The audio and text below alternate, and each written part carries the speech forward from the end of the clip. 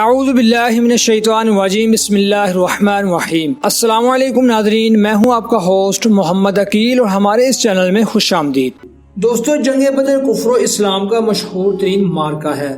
17 رمضان 2 ہجری میں مکہ اور مدینہ کے درمیان تھی اور حضور کریم صلی اللہ علیہ وسلم غار میں جا کر اللہ عز و جل سے دعا میں مصروف ہو گئے اور حضور صلی اللہ علیہ وسلم دعا میں آپ کو اس طرح بے قرار دیکھ کر ان کے دل کا سکون و قرار جاتا رہا۔ انہوں نے چادر مبارکہ اٹھا کے آپ کے مقدس کندھوں مبارک پر ڈال دی اور آپ کا دستے مبارک تھام کر بڑھائی ہوئی آواز میں بڑے ادب کے ساتھ عرض کیا کہ حضور اب بس کیجئے، اور نبی پاک صلی اللہ علیہ وآلہ وسلم کے جانثار رضی اللہ تعالی عنہ کی گزارش مان کر آپ نے دعا ختم کر دی اور نہایت اطمینان کے ساتھ پیغمبرانہ لہجے میں یہ فرمایا کہ ان قریب ان کی جماعت شکست کھائے گی اور یہ لوگ پیٹ پھیر کر بھاگ جائیں گے۔ اور صبح کو حضور علیہ الصلوۃ والسلام نے آیات جہاد کی تلاوت فرما کر ایسا ولولہ انگیز خطاب فرمایا کہ مجاہدین کی رگوں میں خون کا قطرہ قطرہ جوش و خروش کا سمندر بن کر طوفانی موجیں مارنے لگا۔ اور آپ صلی اللہ علیہ وآلہ وسلم نے بشارت دی کہ اگر صبر کے ساتھ تو مجاہدین میدان جنگ میں ڈٹے رہے تو اللہ تعالیٰ تمہاری مدد کے لیے آسمانوں سے فرشتوں کی فوج بھیج دے گا۔ چنانچہ 5000 فرشتوں کی فوج میدان جنگ میں اتر پڑی اور دم سے دم میدان جنگ کا نقشہ ہی بدل گیا۔ حضرت علی رضی اللہ تعالیٰ عنہ کا مہاجرین کا جھنڈا لہرا رہے تھے۔ حضرت سعد بن عبادہ رضی اللہ تعالیٰ عنہ انصار کے علمدار تھے۔ دوستو، کافروں کے 70 آدمی قتل ہو گئے، 70 گرفتار ہو گئے اور باقی اپنا سامان چھوڑ کر فرار ہو گئے۔ کفار کے مقتولین میں قریش کے بڑے بڑے نامور سردار جو بہادری اور سپہ گیری میں یکتا روزگار تھے، ایک ایک کر کے سب کو موت کے گھاٹے اتار دیا گیا، یہاں تک کہ کفار قریش کی لشکری طاقتیں فنا ہو گئی۔ مسلمانوں میں کل 14 خوش نصیبوں کو شہادتوں کا اللہ نے جنگ بدر میں تمہاری مدد کی تھی، جبکہ اس وقت بھی تم میں بے سر و سامان تھے، بس اللہ کے نافرمانی سے بچو تاکہ شکر گزار بن جاؤ۔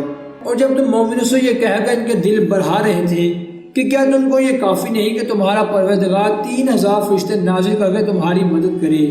ہاں کیوں نہیں، اگر تم دل کو مضبوط رکھو، نافرمانی سے بچتے رہو اور کافر تم پر جوش کے ساتھ دعوت یعنی حملہ کر دے تو تمہارا پروردگار 5000 فرشتے جن پر شام ہوں گے تمہاری مدد کو بھیجے گا۔ اور اس مدد کو اللہ نے تمہارے لیے ذریعہ بشارت بنایا، یعنی اس لیے کہ تمہارے دلوں کو اس سے اطمینان حاصل ہونا۔ مدد تو اللہ ہی کی طرف سے ہوتی ہے جو غالب ہی حکمت والا ہے۔